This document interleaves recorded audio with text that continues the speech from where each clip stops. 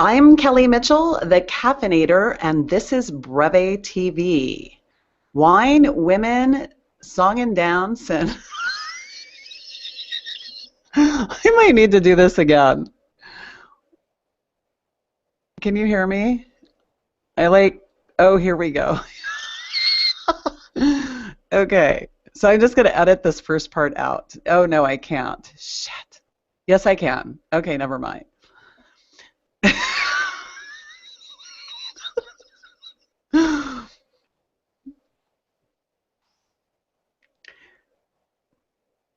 I'm Kelly Mitchell, and this is Breve TV Uncorked, Women on Wine, Business, and Evolution, sharing rich conversation to enlighten, challenge, and inspire the busiest people on earth.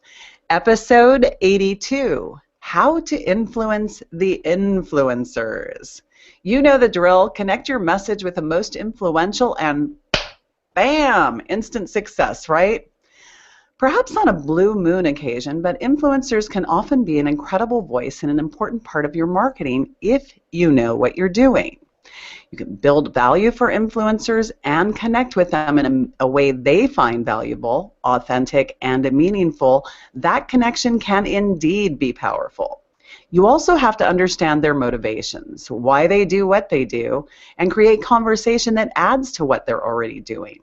In this episode, we talk about how to influence the influencer through meaningful communication, win-win connections, and make this part of your strategy a winning formula. I'd love to welcome my partner in wine to the show, Deborah Trapin. Deborah, how are you? I am fabulous, Kel. How are you? Fantastic. I'm so excited to jump in on this one. We're beginning with a quote. Influencers care about their content and their readers, or they wouldn't be influential. If brands want to succeed with influencers, they have to first develop a relationship that is valuable for both sides. This is courtesy of Branderati, and the quote is from Jennifer Beaupre. What is in our glasses today? Deborah, how about you? What is in your glass? Well, of course, something red. Today I am drinking a 2010 Malbec. Malbec is actually one of my favorite go-to wines. When I don't really know the other wines on the menu, Malbec and I usually get along. So this is a 2010. It's from Novelty Hill. Right here, gorgeous tasting room in Woodinville. And you know what? This is an interesting Malbec in that it is very jammy. You would actually really love this. I know you've had like a love-hate with the Malbecs that we've tried together, but I think this is definitely one you'd love. And it's from Stillwater Creek Vineyard, which is one that Drew and I visited last year. And so it's kind of fun drinking the wine from the vineyard you actually saw the grapes growing on. Ooh, I love that. It's so much fun. So, and it's just gorgeous. I have it in my cute little redhead cup today, but it's really pretty. It's a really gorgeous wine shade. Wine shade. And you know what I forgot to do? I forgot to set our word for the show, and our word for the show is influence. Ooh, yay. Yes. So your wine sounds fantastic, and I am very open. I mean, with wine, it's very difficult for me to be closed about any of them. I will always try them, and so I'm open to the next Malbec experience with you. I know you're a great guide. So in my glass today, I have the Simi 2012 Cuvée 1876, and this, I've not actually tried it yet, so I'm going to tell you in just a moment what it tastes like. It's a teeny bit Riesling-ish, so it's very mild, it's a teeny bit buttery, very smooth, and a teeny bit on the sweet side, which I am not a big fan of. So I would say influence a lot, otherwise I'm not going to drink it. No, but it's very nice, it's very smooth, and I think it's great. It's sweet enough that I would probably do really good with apricots and blue cheese with this one. Yum. Oh, interesting. You Yes. know that couve, which is what cuvee is derived from, means vat or tank? Like, really?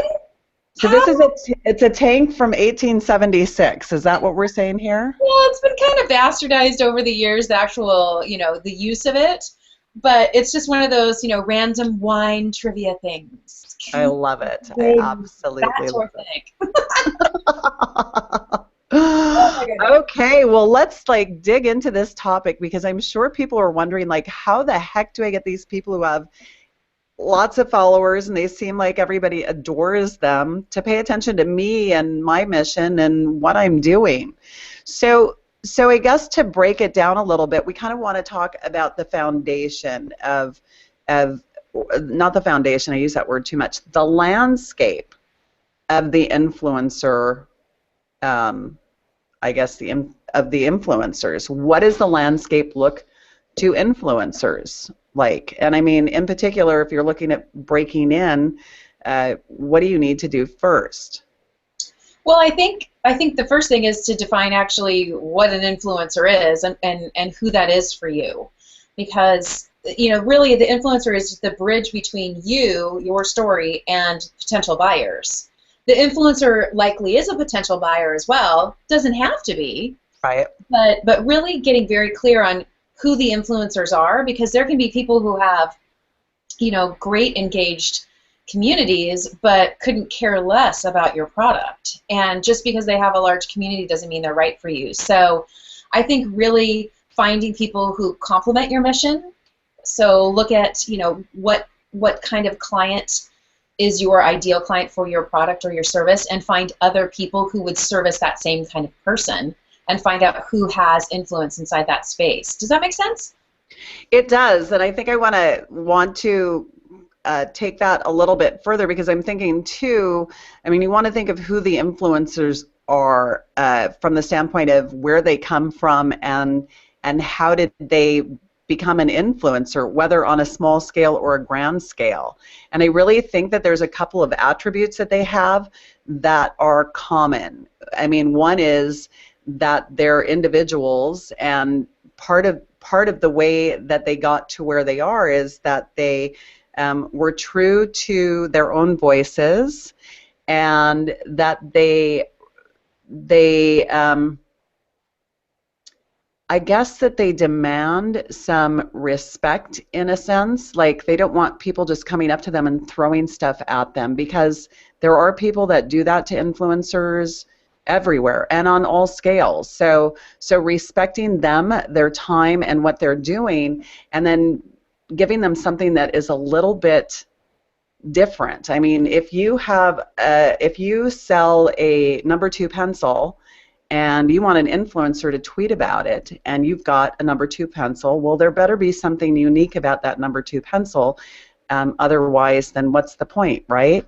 Yeah, like it never writes the wrong answer. I want one of those. Yeah, I think that there's so many layers to this conversation, and I think that you're talking about like the care and feeding and nurturing of influencers, which is so important. And so I think just treating them with respect is very important. Knowing who they are, matching them to your product, treating them well, figuring out how to find more like them should you need to grow it. I mean, this is such a fascinating conversation. The interesting thing is that I know you and I, we both on very different topics get asked to promote products or test something out, or hey, would you mind tweeting this for me?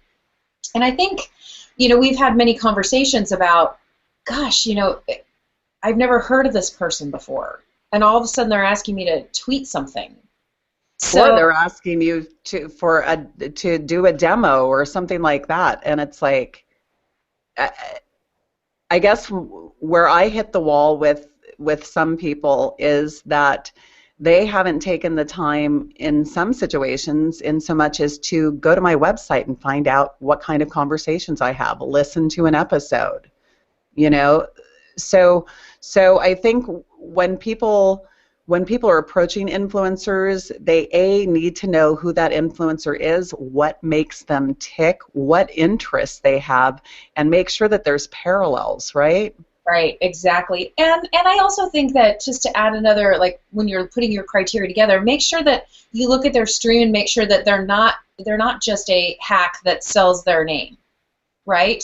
Because there are people that do that as well, who, sell their followers to the highest bidder, and then their stream becomes packed with advertisements selling X, Y, and Z. And although it might not be competitive products, I think your influential voice loses the oomph when you do too much of it. So being really selective. And again, I think that goes back to making sure that, do they have the same target demographic that you're seeking?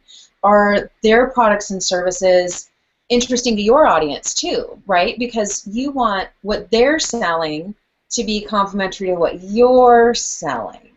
It's So got to be a win-win too. I mean, if you're asking somebody to do something for you, what are you going to give them in return? And it doesn't ever have to be monetary. It doesn't have to be pay for play, but it's like just with any relationship, whatever you put into it is what you're going to get out of it. And I don't think that changes with influencers. Yeah, so I would be like thinking about ways that I could maybe introduce this influencer to other people who are of the same caliber that they may not necessarily be aware of. right. And so I think what we're talking about now is what's the expectation that you're offering, that you're going to offer them. So it Yes. could be exposure to your community is what you're offering them. Again, that goes back to, do they share the same target demographic, the same type of audience? Do they want access to your audience as well? And so that's an awesome one, Kel. I also think that looking at things that are outside of the traditional compensation, because that does happen too, but things like free passes to conferences that are attached to the same audience, or VIP treatment, an extra layer of service if it's a service company that the influencer actually receives. That's pretty important, as well as being in the know. There's nothing more frustrating to me as an influencer than when I learn about a new product, service, or event that a company that reached out to me to help them, I find out about it on their Facebook page. Like, they didn't let me know. Exactly. And that happens all the time. I think, too, that if you're reaching out to an influencer, I mean, we're so focused sometimes on getting our messages out, or making our quota as business people, doing the things that we need to do, that we look sometimes at influencers as one-time Charlies, and take benefit from something that we've engaged with them and asked them to do, and then walk away with that benefit, and then it's like they never heard of you. Oh. You never hear from them again. And so I think, like, when I look at things like that, and especially with another show that I do, I've had several opportunities to experience that effect. And maybe I'm a part of that in some way, and it really kind of, this whole conversation just makes me more aware that I need to reach out a little bit more. But these people that we interact with on this level, that we take time and we plan to do something together, to experience a moment in time together to help each other, that's part of your sphere. So don't let them disappear. Don't let them go off your radar. Reach out periodically, even if it's only quarterly. If they've done something for you, ask them what you can do for them, or just find out what they're doing that's new. I mean, those relationships, I think, can be really valuable if we put the right energy back into them. Yep, I think that's another very, very key point, which is be in a relationship with them. Yes. Don't use them, connect with them. I often say on the social realm, like, connect with me, don't collect me, right? It's the same thing from an influencer perspective, and we've said that word so many times, and neither one of us has it. We're so passionate about this topic, aren't we? Well, I think it's so important, because the communication, the relationship, all of those things, if you do them well, the influencers out there share your story. They actually do the quote unquote selling for you. And ultimately, as businesses, as brands, as business people, that's our desire, right? We don't want to be a talking head going, we are so great, buy our product. We want other people sharing that message for us. And it really isn't rocket science. But there is no quick magic pill either. You have to slow down. You have to be in relationship. You have to communicate. And I think you also have to set an expectation. I love it when somebody comes and says, here's what I'm looking at. You know, we're looking to build, you know, an advocate community or an ambassador community or an influencer community. And we'd love to talk to you about it. Here's what we're looking, you know, here's what we're looking to offer you, whether it's exposure or a little compensation or a VIP pass to some event. But also, here's what we expect from you. We would like you to help us tweet 3 times a day.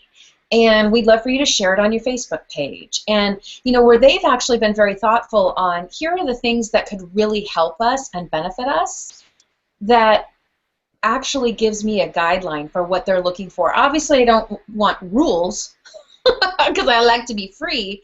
Right. So I also like to know what they're expecting because, of course, like you, it's like I like to go above and beyond, and so I want to understand, what do you need from me and how can I take it to 11 for you? So I think that part of that is, tell me what you expect from me in this relationship. Very, very important. Absolutely, I love that.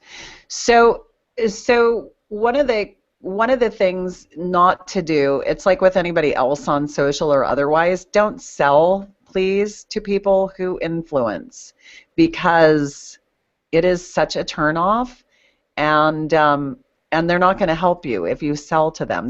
Nobody wants to be sold to, for goodness sakes. So one of the things I wanted to kind of take this parallel with is, you have to be careful about those. There are some bloggers that are influencers that absolutely will not take anything in exchange for their story, sharing a story about you.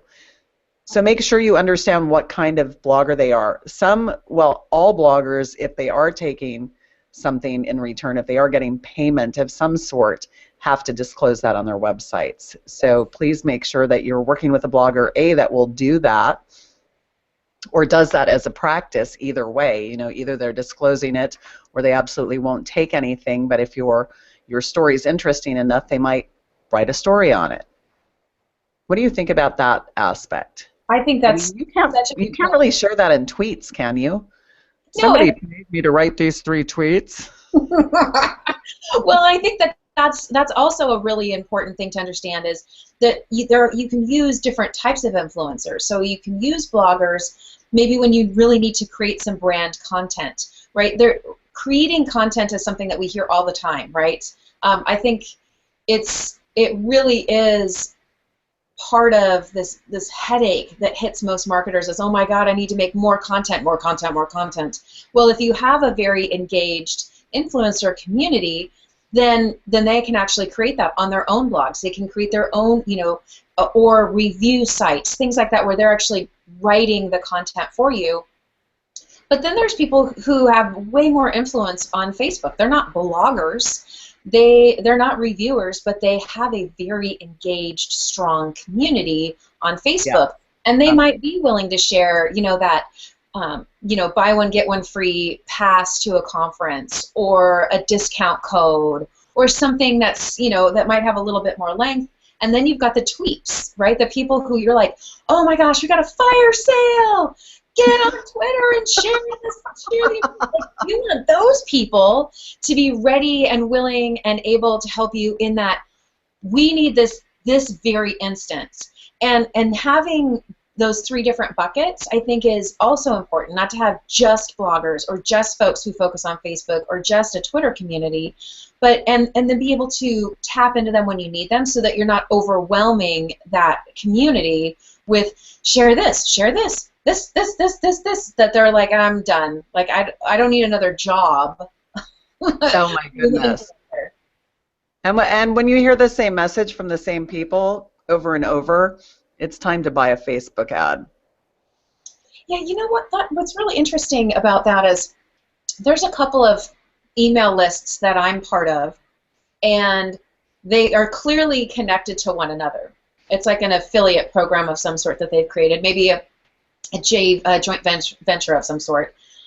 And I almost get overwhelmed even by that when they're like, hey, this person's launching a school, or this person's launching a course, or this person is launching a webinar, and it's like 10 times a day I'm getting it because I'm actually part of all of their communities.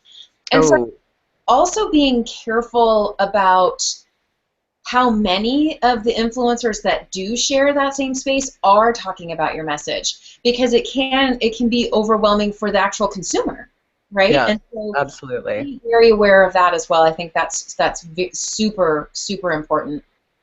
And you don't want to turn people off. I mean, if there's too much going on. Uh, Well, and I think you can be aware of that by follow your influencers. Like, I mean, I know it sounds really freaking simple, but sign up on their email list, get their RSS feed for their blogs, follow them on Twitter, connect with them on Facebook, and on all these places you want them to be influencers for you, so that you can feel it just like your consumer will feel it. And that will help be your guide. Use your gut. Say, oh gosh, this feels overwhelming. I need to pull the brakes on a little bit of this. Be part of your story. Don't just let someone else take over for you. That's huge.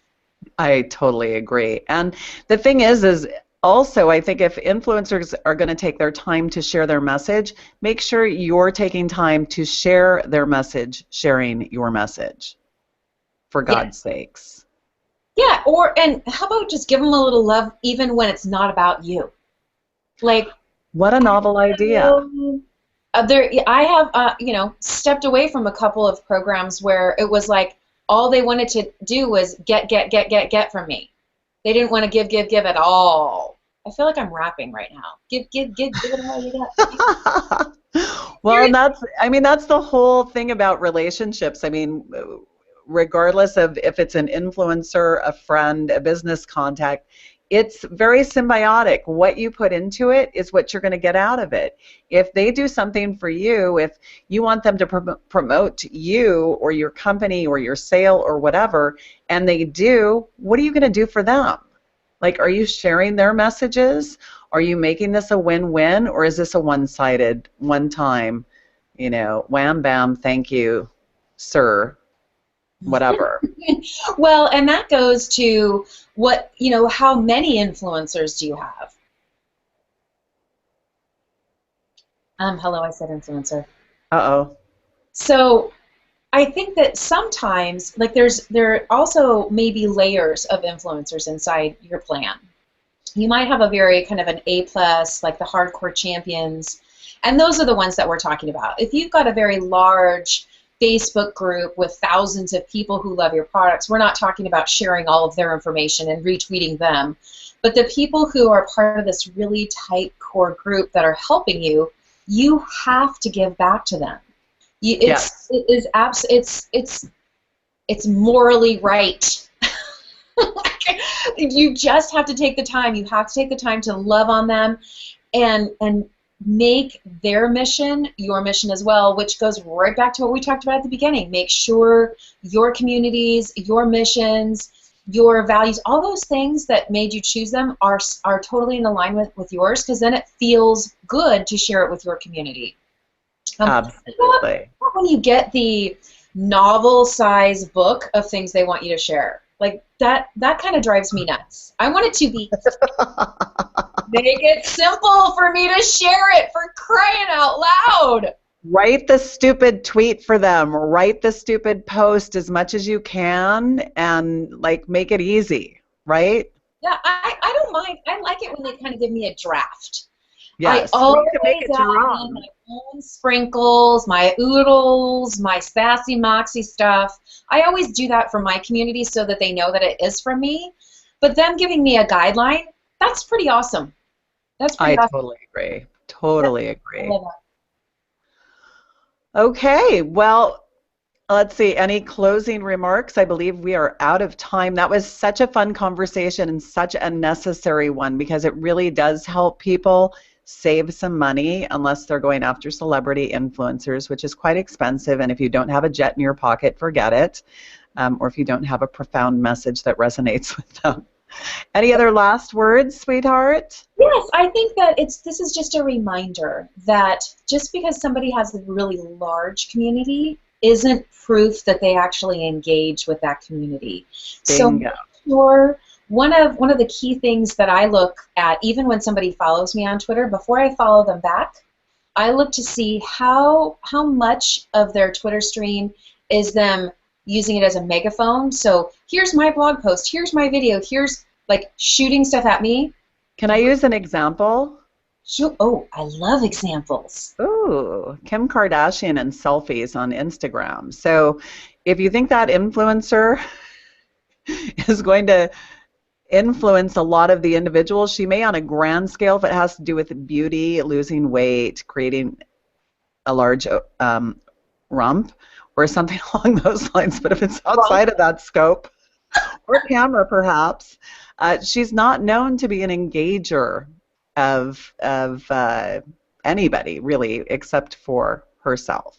yeah, that's a great. She's the celebrity side. You're gonna have to pay her a ton of money to basically buy her followers' attention Yes, versus somebody who actually starts a tweet with an at symbol or an RT retweeting someone else who's actually engaging and communicating and connecting with their community. So make sure you look for that proof of engagement, not just size of a list or being on a list, right? Make sure that you yes. make sure that they actually are what they say they are, which is engaged. And on the note of lists, very quickly, create Twitter lists of influencers, create Facebook lists of influencers so you can keep track of them. The ones that you've engaged with are the most important ones to put on a list. I love that. I love lists. Yay! Yay! Okay, well, that's a wrap. Thank you so much, my partner in wine.